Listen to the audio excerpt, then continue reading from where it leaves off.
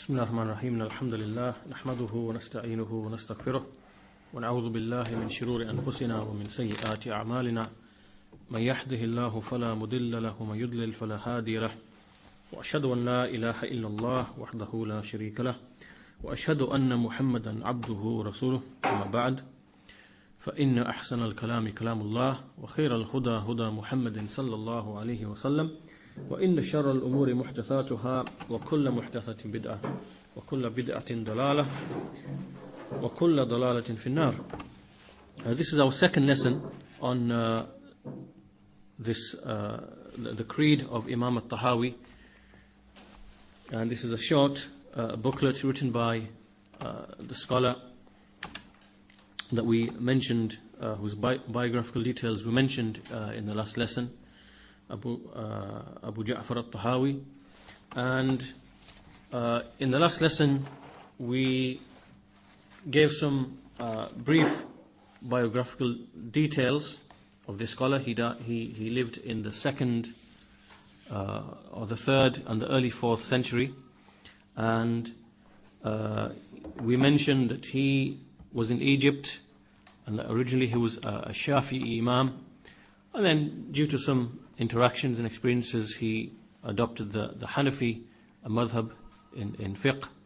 But in terms of his creed was exactly the same as Imam Ahmad and Imam Shafi'i and Imam Malik and Abu Hanifa. And so he wrote this small treatise, which is no longer than maybe 6 or 7 pages, and in which he summarizes the belief of Ahlul Sunnah wal Jama'ah. And so in the last lesson we also mentioned some benefits that were given by Shaykh Saalih Aal, just generally to do with how to acquire knowledge, how to memorize knowledge, how to understand the knowledge, and those are some valuable tips that the Shaykh mentioned. So today we begin on the actual text, or we begin on the discussion of the affairs of belief. And first of all, Imam al-Tahawi mentioned how he will explain the Aqeedah of Ahlul Sunnah upon the way of Abu Hanifa and his students, Abu Yusuf, and likewise Abi Abdullah Muhammad bin al-Hasan al-Shaybani. And so we also made a point in the last lesson as well, that al-Tahawi, in the way that he was following Abu Hanifa, wasn't the way of the blind followers. The blind followers who came after that time and who began to make it like a rigid madhab in which the opinions and the rulings must be followed in every circumstance, and the evidences have to be twisted to fit the rulings and opinions found in the madhab. So al-Tahawi wasn't like that. He was a person who followed the Sunnah, and he would even disagree if the evidence would come to him showing that the opinion was wrong. So in any case, he mentions here that this is the creed of Abu Hanifa and Abu Yusuf and Abu Abdullah. And so one shouldn't get the impression that this is only the creed of those scholars. Rather, the creed is the creed of all of the Imams, as we mentioned. So after this introduction, we went through Shaykh Saalih al-Fawzaan's commentary upon this. He basically gave a brief history of the early period of Islam. And he went through the era of the Prophethood, in which all the companions were united. They simply accepted the knowledge and the revelation. There wasn't any differences or splits. Then came the next period, in which we saw many people entering into Islam from different backgrounds, and they brought different orientations and ideas and beliefs with them.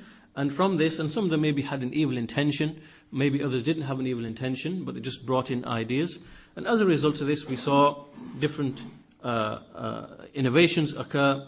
And so in response to this, we saw that the Imams of the religion and the Salaf in general, in that period, they began to defend the Islamic creed. They began to write books and they began to author books. And we saw this happening in the middle of the 2nd century onwards, all the way through the time of Abu Hanifa, Imam Malik, Imam Shafi'i, Imam Ahmad, and after them into the 4th centuries onwards. And so with that then we begin today's lesson. This is point number 2, or the obviously it'll be numbered differently in the different books. So in this book of Shaykh Saalih Aal Fawzaan, it is numbered as point number 2. So Imam al-Tahawi said, نقول في توحيد الله معتقدين بتوفيق الله إن الله واحد لا شريك له. This means, or this translates, that we say, نقول, that we say, regarding the Tawhid of Allah, regarding Allah's right to be worshipped alone, or regarding monotheism. And we speak and we say on this subject by Allah's success. By Allah's success. And we say that indeed Allah is one. Allah is one. There is no partner to Him. There is no partner to Him. So regarding this, Shaykh Saalih Aal Shaykh, he says, he comments upon this opening sentence and he says, نقول, so al-Tahawi said, we say. And this is because belief in the heart isn't sufficient. Just having belief in the heart is not sufficient. Rather, it is required of a Muslim that he express with his tongue what his heart contains. So whatever his heart contains, because his heart contains the acknowledgement that none has the right to be worshipped except Allah, then he must profess it with his tongue as well. He must say, Ashhadu an la ilaha illallah wa anna Muhammad Rasulullah. Because as we've mentioned previously, that the correct belief is something that is found in the heart, and it is also something upon the tongue, and it is also something which occurs upon the limbs. So the heart believes, the tongue professes outwardly, and the limbs act upon the requirements of that testimony. Now when you make a testimony, you testify that none has a right to be worshipped except Allah, then the limbs and your actions have to testify that you are truthful. That they have to make tasdeeq of your belief, that your actions have to attest and prove that what is in your heart is actually true by way of the actions. So here then, when al-Tahawi says naqulu, we say, this is something in addition to the belief. It's not just i'tiqad, it is something that is expressed upon the tongue as well. And likewise, he says naqulu fi tawhidillah mu'taqidina, that we say. So first of all, he mentions speech, that we say regarding the Tawheed of Allah, mu'taqidina, believing. So now he mentioned belief. So at the beginning he mentioned speech, naqulu, and now he mentions belief. So with respect to belief, then belief, as we mentioned in the previous lesson, the word aqeedah, it is something which enters into a person's heart and it binds into the heart. This is the meaning of aqeedah. It is something that firmly binds into the heart, and it is such that no doubt can change it, or a person shouldn't be subject to any types of doubts. This is the meaning of aqeedah. And so he then says bitawfiqillah. So he says with Allah's success, that we believe with Allah's success. So here Imam al-Tahawi is essentially, he's making a supplication to Allah. He's saying that we say regarding the Tawheed of Allah, believing by Allah's success. Believing by Allah's success. So in other words, he's making this dua to Allah subhanahu wa ta'ala, that Allah grants him success in writing what is correct. In writing what is correct. Because at the beginning, obviously he will proceed to mention all of the beliefs of al-Sunnah. So right at the very beginning, it is like a supplication asking Allah to give him success in writing what is correct and in explaining the belief of al-Sunnah wal Jama'ah. And so then he says the first part of the belief, Inna Allaha wahidun la sharika lah. Indeed, Allah is one, there is none which is a partner to Him. And so regarding this, Shaykh Saalih al-Fawzaan, so obviously here the Shaykh has introduced the topic of Tawhid, which is the greatest pillar of al-Islam. It is comprised in the testimony of a Muslim that there is none which has a right to be worshipped except Allah. And this comprises Tawhid. So we see that al-Tahawi has begun with this first statement, clarifying and presenting or presenting this particular aspect of belief. Inna Allaha wahidun la sharika lah. Indeed, Allah is one. There is none which has a right, there is none who is a partner to Him. And so the Shaykh says this word Tawhid is, it comes from the verb when you say wahhada, and wahhada means to make something into one, to bring something and to make it into one. And this is the linguistic meaning, but in terms of how we understand it, in terms of Islamically, then it means that we single out Allah subhanahu wa ta'ala, we make Allah one in terms of the worship. So instead of the worship being scattered to all different types of gods and to different types of, people worship many things, people worship stones, people worship idols, people worship living beings, people worship all things. So instead of worship being scattered towards different things and different, beings, then it is to make ibadah and make it only for Allah subhanahu wa ta'ala, to make it one and to single out Allah subhanahu wa ta'ala in that worship. So this is what we mean when we say, or when we speak of the Tawheed of Allah, or when we say ifradullah bil ibadah, when we say to single out Allah with ibadah. And we see that the way of the people of shirk, the way of the polytheists and the way of the non-Muslims in general, you see that all of the things that they worship are many. We see the Christians worship Isa alayhi salam and Maryam alayhi salam. Likewise, they worship many saints that they have, and they worship the cross. So we see that ibadah is scattered amongst many different things. And the same goes for the other religions. This is just by way of example. We see in the Hindus and many other religions, we see that ibadah is scattered and they have many different gods. So here, when we say at-Tawheed means from the verb wahhada, which means to make something into one, then it means to make worship only for Allah subhanahu wa ta'ala and to abandon the worship of everything else. So those two things. To make ifrad of Allah, to single Him out, and to make worship one for Him, and at the same time to abandon the worship of everything else. It must have those two elements.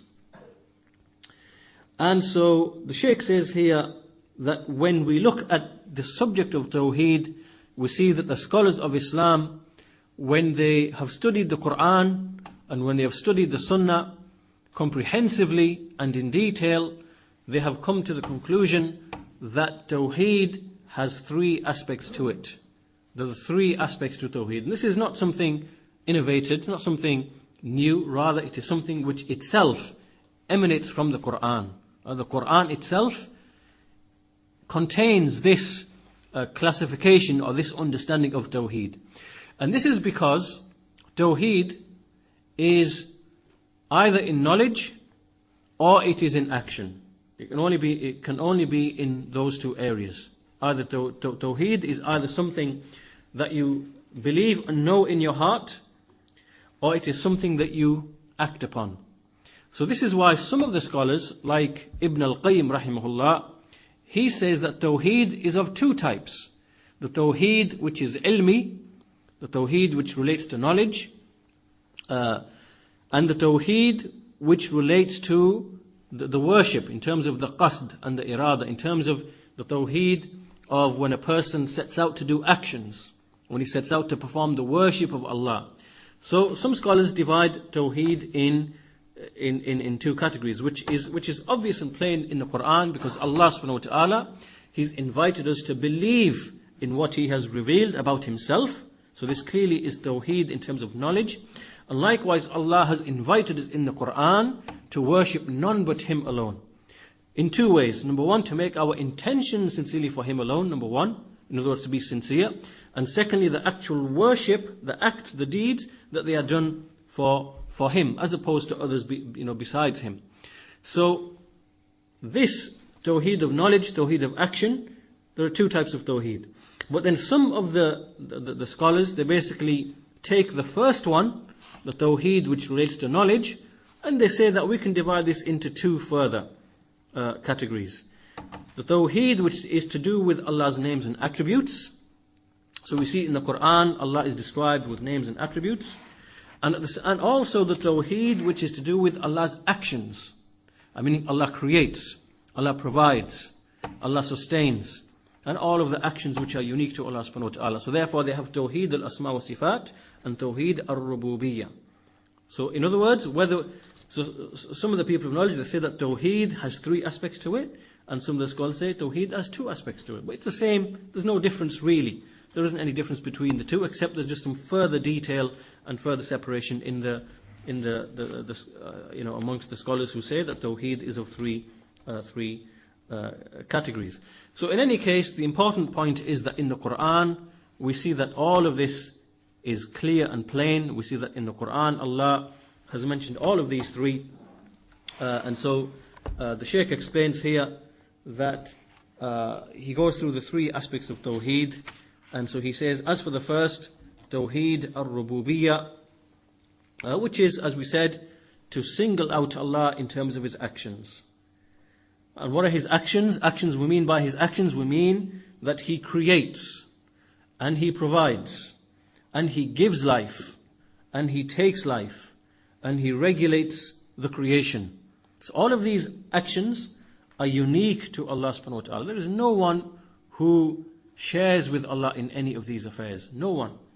And so in other words, there is no Rabb in truth. There is no Lord, Rabb, except Allah subhanahu wa ta'ala. And we see that in history, no one really ever denied this. When we go through the whole of history and we look into every single civilization and nation, we find that overwhelmingly, most of the creation have never ever denied that there is a supreme creator. There were maybe times, and maybe certain places or maybe certain times where there was a minority of people who maybe denied, maybe they believed there was a God of evil and a God of good, or a God who creates light and a God who creates the fire. And maybe in the contemporary times where we see that atheism, becoming more and more popular because of certain theories that they claim through science. But generally speaking, we see that most of mankind, overwhelmingly, even today, never ever disputed that there is a Lord and that He is unique in these actions, in creating, in providing, sustaining, giving life, taking life. No one really disputed that. So therefore, this part of Tawheed, even though we see in the Quran Allah mentioning affairs which are connected to it, that He gives life and takes life and so on and so forth, this was never ever disputed. And so this shows that the prophets never came to establish this particular Tawheed. They never came to call the people to this particular Tawheed. This is because it is already established in the people's fitrah. This is because we as Muslims believe in the fitrah, that every individual has an innate ability, and they have this intuition, meaning the ability to recognize something as being true. To give you some examples, as Shaykh Islam Ibn Taymiyyah, he gives some examples from them. So this fitrah is something that Allah created mankind upon. So anyone who is born and his fitrah is left intact, then he will be able to recognize certain things as being universally true. To give an example, Ibn Taymiyyah often says, rahimahullah, that it is established in the fitrah of every person that which is muhdath, something which is muhdath, meaning brought about, originated, must have a muhdith, one who brought it into being or into existence. This is something that no one will ever dispute. This is like, for example, if you whether you live in the 21st century, whether you live in the 7th century BC, whether you live in the Amazon jungle 4,000 years ago, whether you live 500 years from now, if Allah wills, somewhere in the North Pole, whatever, every single individual, if he finds an object, or if he finds something, let's say he finds a mobile phone, for example, or he finds a book, for example, in the reasoning of every single individual, he must conclude that this thing is muhdath, and there must be a muhdith somewhere. There must be an originator for it somewhere. This reasoning is something that emanates from the fitrah that Allah subhanahu wa ta'ala has put in every single individual. And even you will see even the greatest of like atheists in the present time, you will see that when they speak, their fitrah, you see the fitrah coming out in their speech. To give you an example, one of these people is Richard Dawkins, and he is basically on a religious mission to spread atheism everywhere. Right? So from his statements, there are many statements he has, but from them he says that that biology is the study of nature, things in nature which appear to be designed. So you can see that on the one hand the fitrah is coming out, but on the other hand the arrogance is trying to drown that fitrah. So he acknowledges, because obviously he believes that all of the creation, the living things, they came about through blind, random chance, through the laws of nature, right? But he can't deny that there's clearly a very sophisticated element of design within living things. When you go in and you look into DNA and everything else, it is absolutely astounding the degree of precision and information and sophistication which is there.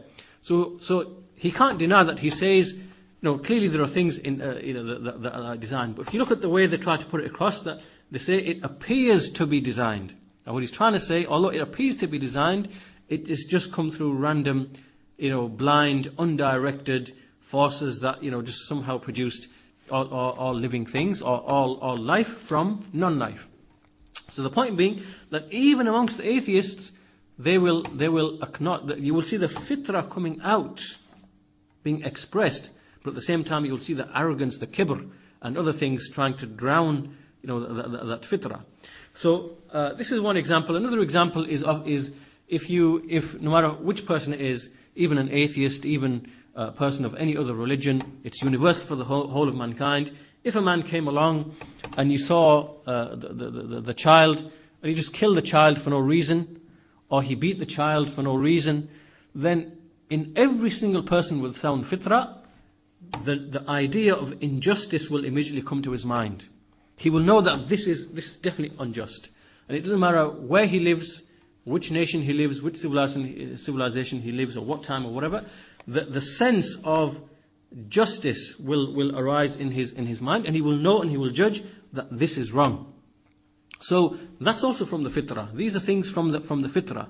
So coming back to the issue then, Allah has created every single individual upon this fitrah, and so the issue of recognizing that there is a creator and a Lord who is behind the creation of the universe, that this is a natural, it's something that follows on without any obstacles. This is why that in the Quran, Allah mentions about the messengers in Surah Ibrahim, at the beginning of Surah Ibrahim, وَقَالَتْ رُسُلُهُمْ أَفِي اللَّهِ شَكٌّ فَاتِرِ السَّمَاوَاتِ وَالْأَرْضِ. So Allah says about the messengers that when the messengers came, they said to the people, is there any doubt concerning Allah, the originator of the heavens and the earth? And this also shows, as the scholars explain, that when the prophets came to call the people, they never came to call initially through reason, through aql. They came to call through fitrah, because the fitrah is the asl, is the foundation of our belief, not the aql, not reasoning. So that's why in the Quran we see that there is a certain method and a certain way in which Allah proves His existence, which is different to all the other long-winded, philosophical, logical, all those kind of methods. In the Quran, it's very simple, and it draws upon a person's fitrah. So in the Quran, it is upon that principle that the muhdath must have a muhdith. That something which is originated must have an originator. So therefore in the Quran, Allah says to us, look at the sun, the moon, the stars, the alternation of the night and the day. Look at the animals you ride upon, that you seek benefit from, in which you find food and transport and clothing. And likewise, look at so in this manner, Allah points to all these different phenomena. And you see that here, when Allah encourages people to look and to reflect, this isn't something that only a small number of elite people, sitting there in the scientific labs, that only they can do. Rather, it is something Allah has mentioned these things because they're open to every single individual to look. So in other words, faith isn't restricted just to people who can study and scientifically. Right? This is not how Allah has, or who know philosophy or logic or science. Rather, this is for the whole of mankind. For that reason, Allah draws attention to things which everybody can see. Right? So therefore, there is no excuse for anybody, no person, no matter how intelligent he is or how unintelligent he is, because as we said, the asl isn't the aql. The asl is the fitra of a person. So therefore, we see Allah has mentioned things which every single person can see: the night and the day, the moon, the stars, the sun, and the lightning, the thunder, the rain, the earth being revived after death, and the phenomenon of the winds and everything. All these things everybody sees and experiences every single day. And for that reason, it shows that no one has an excuse. No one has an excuse. And so Allah subhanahu wa ta'ala, when the messengers came, they invited the people by way of the fitrah first and foremost. First and foremost. Right? Because when a person recognizes that there is an originator, then naturally following on from that belief is that the originator has the right to be worshipped alone. And this is the covenant that Allah took from every single soul. Because in the Quran, in Surah Al-A'raf, Surah 7, Allah subhanahu wa ta'ala mentions that when He created Adam, then He took from the back of Adam every single soul. And then He made it testify. He said, "Am I not your Lord?" And they all said yes. And they all said yes. So therefore, the soul which Allah sends and puts in every single body, it has already acknowledged that Allah is its Lord. And so here we see the connection here between the fitrah, and so we see that the fitrah works, and it leads a person to acknowledge that only Allah has the right to be worshipped alone, because the fitrah also has been endued with this ability to recognize this truth, that anything which is originated must have an originator. But now, sometimes the fitrah can become corrupt. The fitrah can become corrupted. And so when the fitrah becomes corrupt, we see the messengers, they bring the rational proofs as well. This is now the aql, the rational proofs.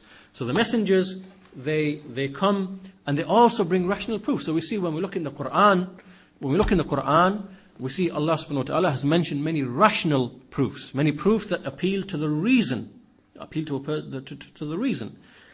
And from them is what Allah says in the Quran, "Am khuliqu min ghayri shay'in am humul khaliqun."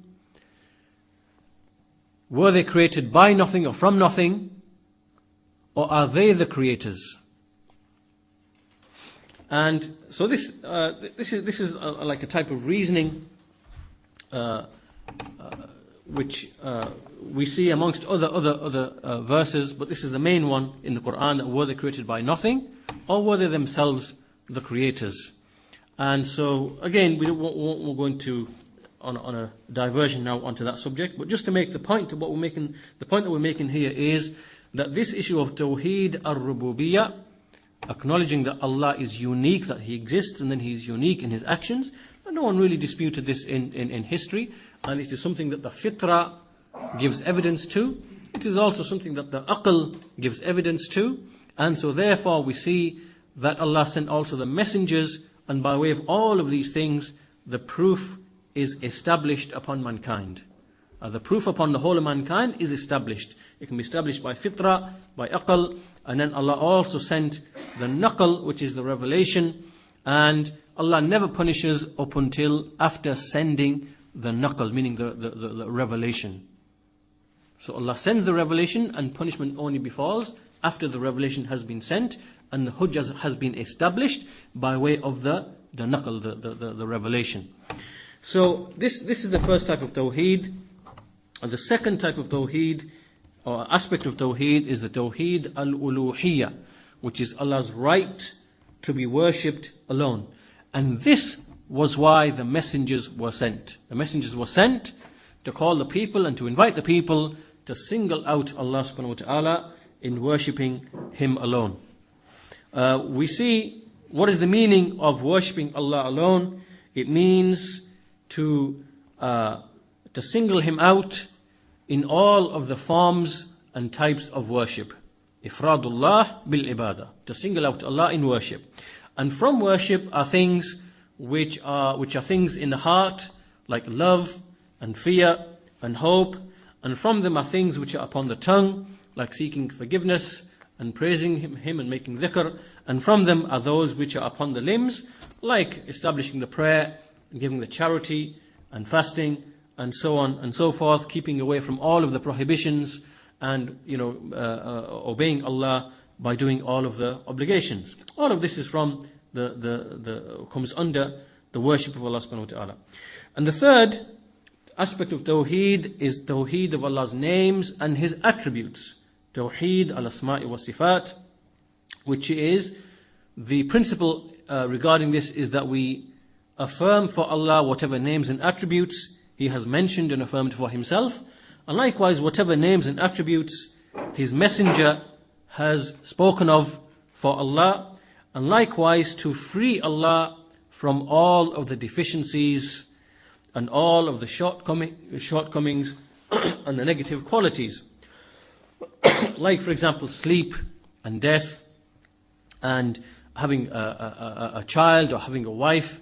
All of these things which are negated in the Quran, or for example, needing sustenance or food, all of these are negated for Allah because these are deficiencies and shortcomings.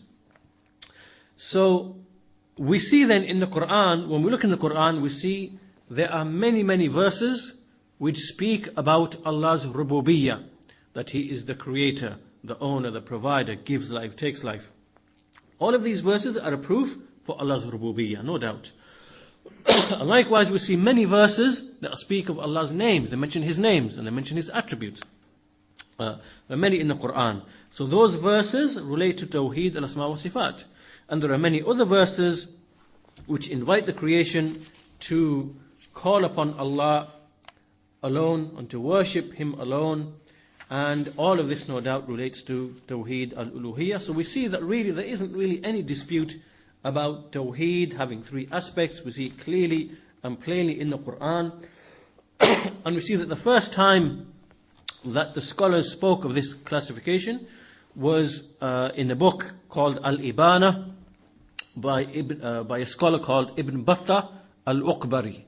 Ibn Battah al-Uqbari. And he lived in the 4th century. He died roughly in the year, I believe, 387 Hijrah, around that time. But he has a book called Al-Ibana. It's quite a large number of volumes. And in this book, he actually explains Tawheed in exactly the same way that we've mentioned here. That from Tawheed is that which relates to Rububiyyah, from it is that which relates to Allah being worshipped alone, and from it is that which relates to Allah's names and attributes. This refutes the false claim that this understanding of Tawheed is an innovation. It was innovated by the likes of Shaykh Islam ibn Taymiyyah or Shaykh Islam Muhammad bin Abdul Wahhab. All of this is clearly false. This is wrong. And so we see the evidence for it in the Quran. And the Shaykh then goes on to mention that when we see the messengers and the prophets that were sent, then they were sent to invite the people to this particular Tawheed. Tawheed al-Uluhiyyah. And as we said, the mushrikeen in the time of the Prophet Muhammad sallallahu alaihi wasallam, we see many verses in the Quran proving that they all affirmed. They didn't deny that Allah, He creates and He sends the rain and He gives life and He takes life and He controls the universe. They didn't deny any of that.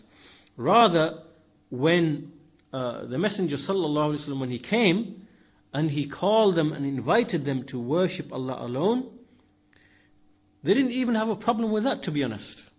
It is only because they agreed with that. It is only when he told them to abandon what they worship besides Allah that is when they had the problem. Right? So as Shaykh al-Islam Muhammad bin Abdul Wahhab, when he mentions in one of his books, 6 lessons from the seerah, he says that when the messenger came to invite the people to worship Allah, the mushrikeen didn't actually object to that. They were happy with that because they thought, that's fine, we'll worship Allah. And you can leave us be, we accept you are the messenger, we'll worship Allah, no problem with that. But it is only when he told them to abandon the other things they were worshipping that they set up enmity towards him, enmity against him. This is when they came up against him with enmity and hatred. And so this is because the messenger told them to abandon the worship of everything and to direct worship only to Allah. And this is why they said it, as Allah says in the Quran, جَعَلَ الْآلِهَةَ إِلَهًا وَاحِدًا. Has he made all of the gods into just a single God? Meaning, is he telling us to abandon all of the other things that we're worshipping and to worship only Allah? He said, إِنَّ هَذَا لَشَيْءٌ عُجَابٌ. Indeed, this is a strange thing. This is a strange thing. And so we see here now the problem. What is the nature of the problem that these people had with the messenger? It wasn't because he was calling to belief in Allah and to believe that Allah alone is the creator and the provider. It wasn't because he was telling them to worship Allah. Rather, it was because he was telling them to abandon the worship of everything besides Allah. And that was the issue, and that was the problem. And Allah mentions the condition of these people. He mentions in the condition of these people, he says, وَإِذَا ذُكِرَ اللَّهُ وَحْدَهُ إِشْمَأَزَّتْ قُلُوبُ الَّذِينَ لَا يُؤْمِنُونَ بِالْآخِرَةِ. That when Allah alone is mentioned to these people, then you see that the hearts of these people who don't believe in the hereafter, you see that it becomes stirred and shaken. And yet when Allah, meaning they despise it and they dislike it. And yet when those who are mentioned who are besides him, then you see them rejoice. So when you see the other gods, the things that they worship besides Allah, when they are mentioned, then they rejoice. And likewise Allah says in another place, إِنَّهُمْ كَانُوا إِذَا قِيلَ لَهُمْ لَا إِلَهَ إِلَّا اللَّهِ يَسْتَكْبِرُونَ.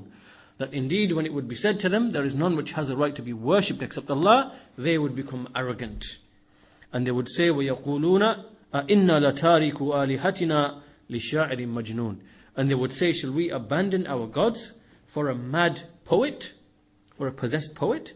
And so these are the kind of things that they would say because they recognized what the messenger was calling them to.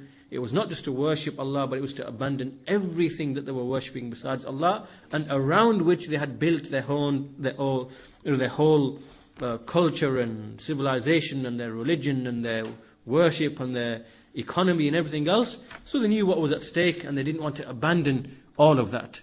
And so for that reason you see these types of responses from them, in response to when the messenger called them that he's mad, he's a poet, he's possessed, he's this. Is he telling us to worship just one Lord? All of this is what they were calling, this is what they were saying. So from all of this we now clearly understand that when al-Tahawi, when he says inna Allaha wahidun la sharika lah, then he is speaking here that what we understand from this, and what we, as we shall see in other things that he says as well, that this is a call to the Tawhid of Allah subhanahu wa ta'ala in all 3 areas, in his names and attributes, in his lordship, and likewise in the uluhiyyah, his right to be worshipped alone, which is the greatest of the affairs of Tawheed. And also from this, we learn, the Shaykh mentions a little point here, which is that from this we also understand the true and the correct da'wah.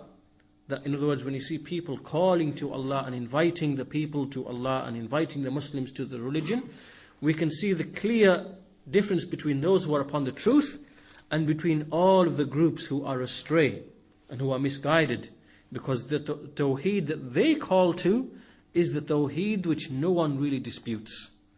The Tawheed which is to believe that there is only one creator, there's only one provider, there is only one who gives life and takes life, and the one who provides sustenance.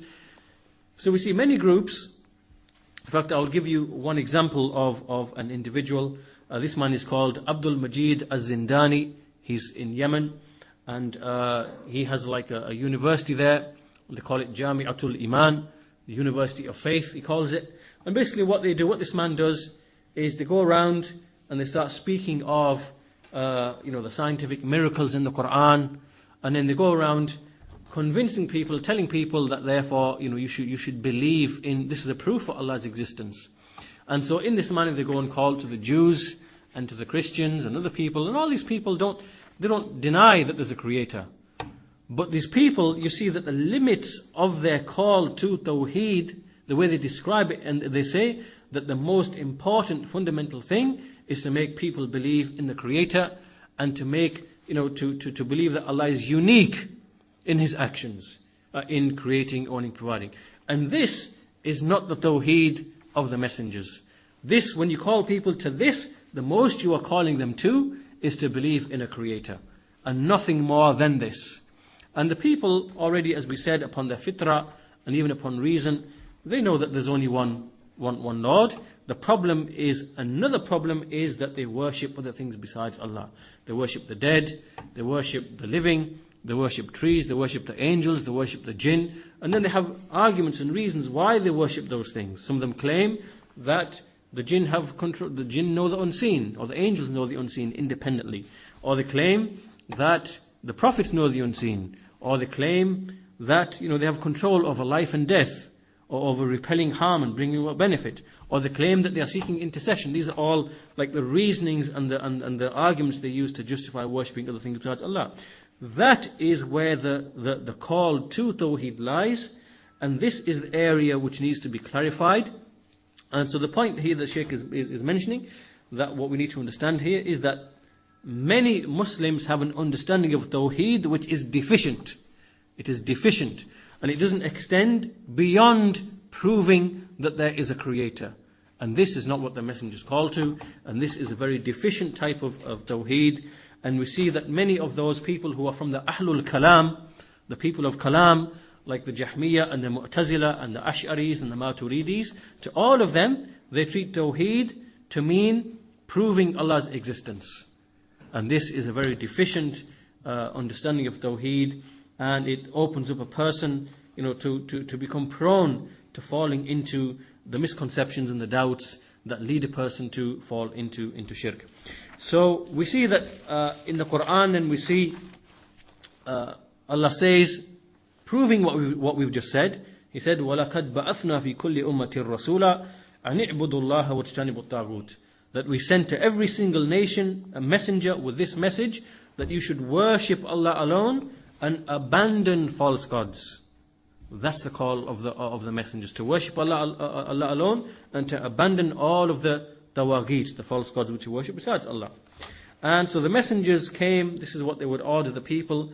Likewise, in another verse, Allah says, وَمَا أَرْسَلْنَا مِن قَبْلِكَ مِن رَسُولٍ إِلَّا نُوحِي إِلَيْهِ أَنَّهُ لَا إِلَهَ إِلَّا أَنَا فَاعْبُدُونَ.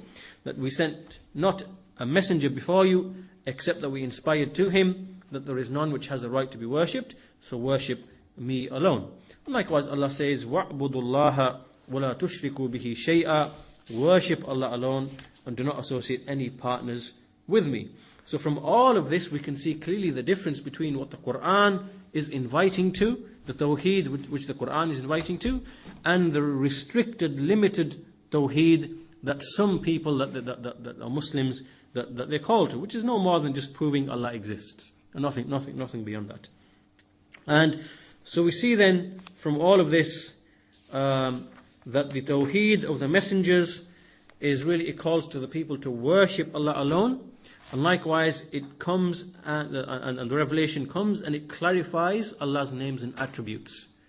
Because there are people historically who deviated in Allah's names and attributes, so it corrects that knowledge. And so we see that these two areas are the areas which are, we see that many groups amongst the Muslims, they have disputes in these areas. So we see, for example, the Ash'aris disputing and saying, well, where do you get this Tawheed from? Tawheed, uluhiyah. Do we only know one Tawheed, which is to prove Allah's existence? Right? They come from this kind of angle or this way of thinking.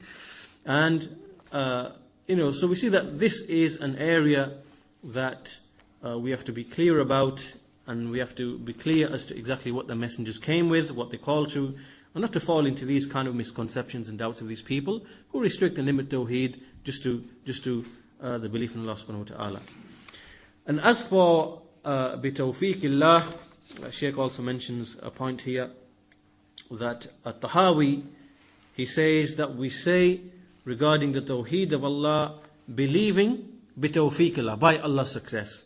So the Shaykh says this is a kind of submission to Allah, and being humble to Allah, and acknowledging that a person doesn't have any power or might of his own accord, rather it all comes from Allah subhanahu wa ta'ala. And that a person shouldn't self-praise himself in the sense that he believes that he can arrive at success in these matters without Allah's aid and without Allah's support. Rather a person says bitawfiqillah or bimashi'atillah, by Allah's permission, by Allah's will, or bi'idhnillah, by Allah's permission, or things which are similar to this. He says that this is from the adab, from the mannerisms and the characteristics of the scholars, that they use language like this, indicating their humility and their dependence upon Allah, and their knowledge that only Allah grants success to the servants. So this comes to the end of this point number 2 as per Shaykh Saalih al-Fawzaan's numbering. Inshallah ta'ala we'll conclude the lesson there, and we'll continue with the next point 3 onwards, in the next lesson, inshallah ta'ala. Are there any questions on anything that's been said? A few minutes, otherwise we'll close the session here, inshallah. You mentioned a word with regards to the pagans, that when they were asked to leave what they worship, they became arrogant. You used a word. Just trying to get the word. Yastakbirun. Istikbar. Arrogance. Yastakbirun means, istikbar means arrogance. They were arrogant.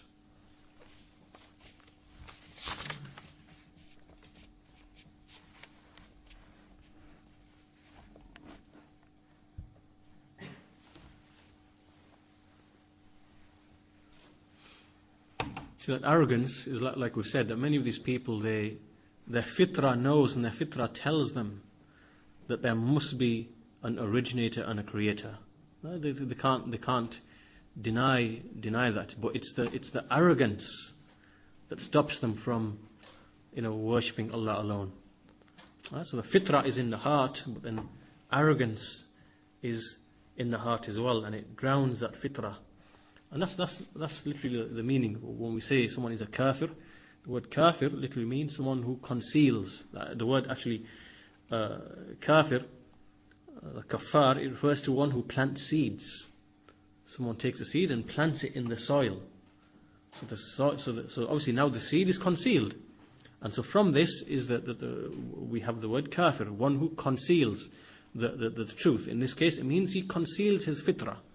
The fitrah, he's concealing the fitrah, or he's hiding the fitrah, because the fitrah points to the truth, allows a person to recognize the truth. And many of these people know the fitrah tells them the truth, but then it's a deliberate, concealment through arrogance, pride, whatever else it might be.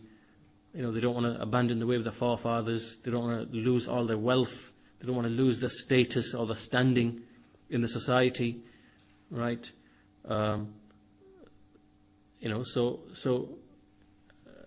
Just to acknowledge that there's only one creator, or to acknowledge that the messenger came with the truth and he brought the Quran is the truth, that in itself doesn't make a person a Muslim. Up until, he testifies with his tongue and submits with his limbs.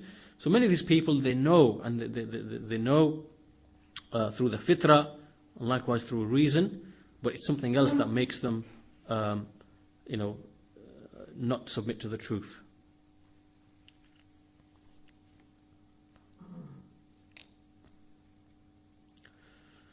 Okay, inshallah, we'll close the session here. Subhanakallahumma wa bihamdika ashhadu an la ilaha illa anta wa astaghfiruka wa atubu ilayk.